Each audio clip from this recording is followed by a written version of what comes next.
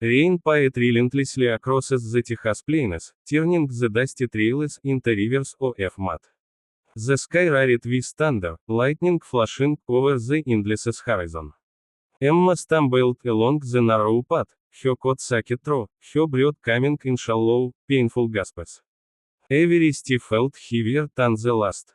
Her ribs ached, her chest burned, and her mind spun with memories as she wished as she could bury the man who broke her heart, the crash that left her scarred, and the loneliness that had followed her like a shadow ever since.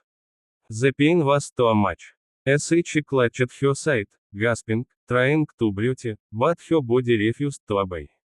Her vision blurred, and the world began to tilt. Through the roaring wind, as she heard the distant sound of hooves. A horse galloped closer, the sound echoing in the storm. Then came a deep voice, steady and strong. Hey, you okay, sir? As she barely saw him through the rain, a tall man in a white brimmed hat, his coat dark against the storm. He jumped down from his horse, mud splashing beneath his boots, and ran to her. His hands were firm yet gentle as he caught her before he fell to the ground. Stay with him, he said, his voice low and calm, though his eyes were filled with worry. Emma tried to speak, but the words caught in her throat. As she couldn't breathe, couldn't move. The pain shot through her ribs again, and a small whimper escaped her lips. It's alright, the cowboy whispered, pulling off his coat and wrapping it around her trembling shoulders. You're safe now. I got you. Her body went limp against his chest as he lifted her in his arms. As she could feel the warmth of him even through the storm's chill. His heartbeat was steady, strong, like an anchor in a sea of chaos. The scent of rain, litter, and earth surrounded her as her eyes fluttered open just long enough to see his face, rough around the edges, with skinned eyes that held something deeper than words. He carried her to his horse, speaking softly, trying to keep her awake.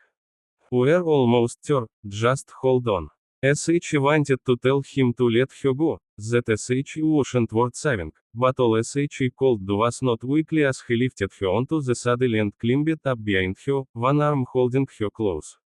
The rhythm of the horse's gallop matched the thudding beat of her heart as they rode through the storm. By the time they reached his cabin, Emma was barely conscious. The warmth of the firelight blurred with the sound of his voice, deep, reassuring, wrapping around her like a blanket. You're safe here, he said again, laying her gently on the bed.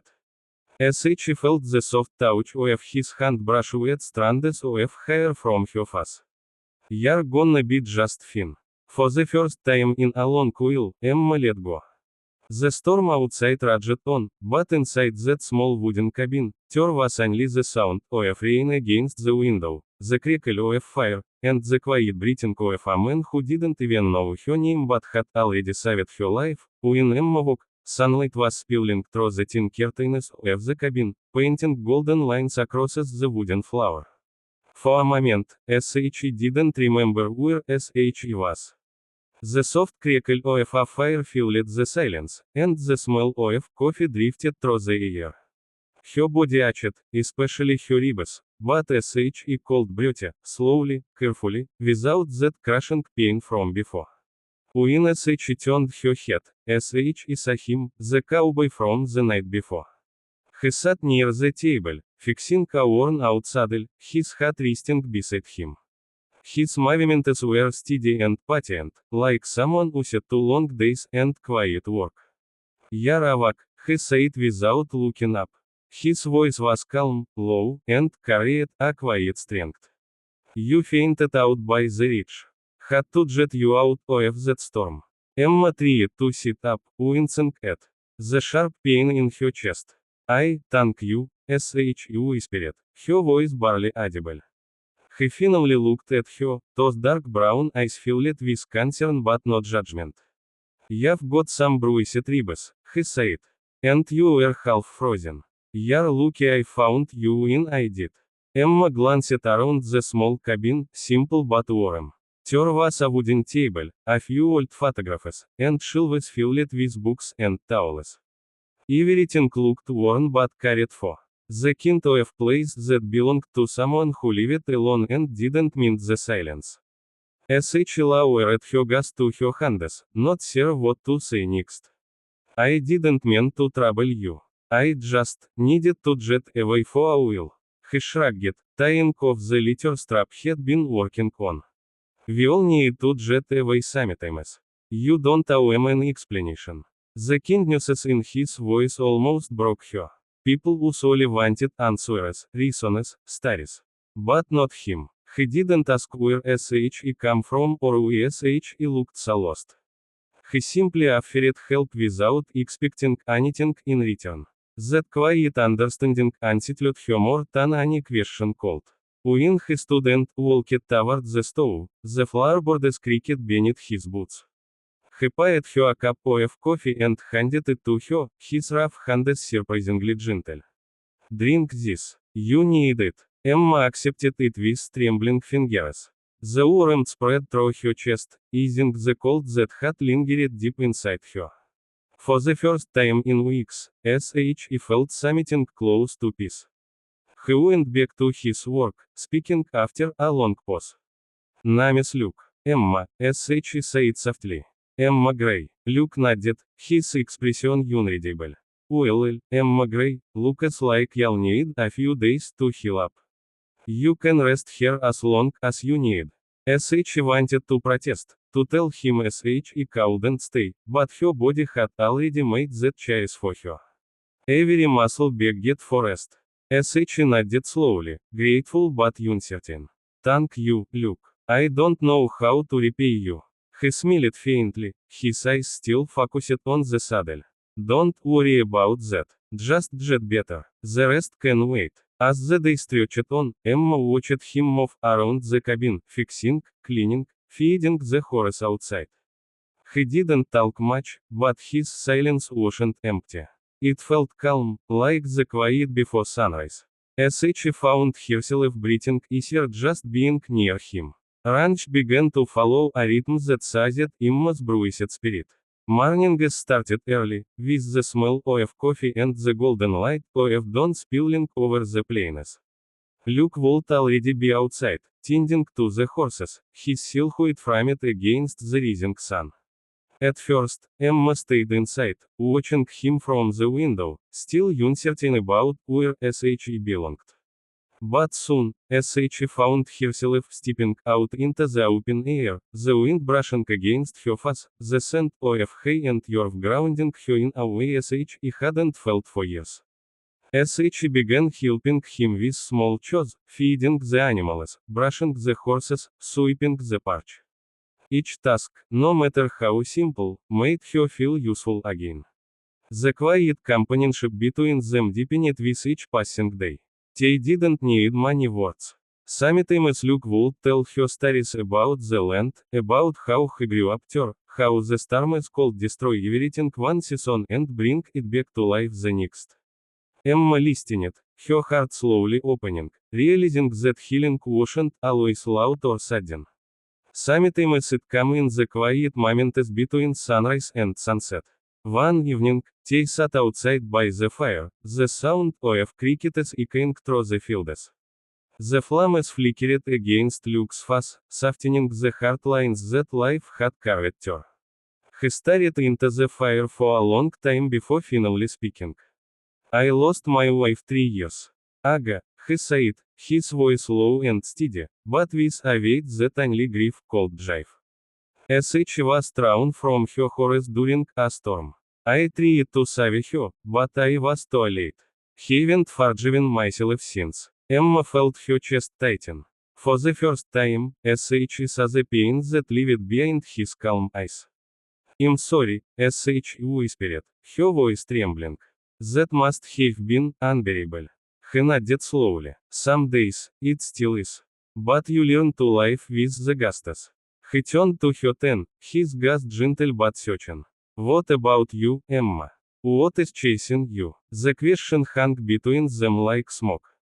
She wanted to stay silent, to keep her pain buried, but something in his tone, his honesty, his quiet understanding, loosened the walls she had built. I was with someone, he began. Someone who made him believe I was Safi. But when I got hurt, when I needed him most, he left. Said I was too much trouble, too broken. I kept telling myself I didn't need onion.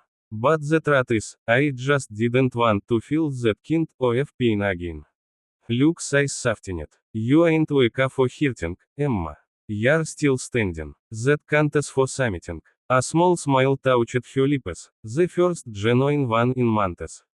Maybe, but I don't know if I can ever trust again. He reached across the small fire, his hand brushing hers. His touch was warm, grounding. Sometimes, healing ain't about forgetting the pain, he said.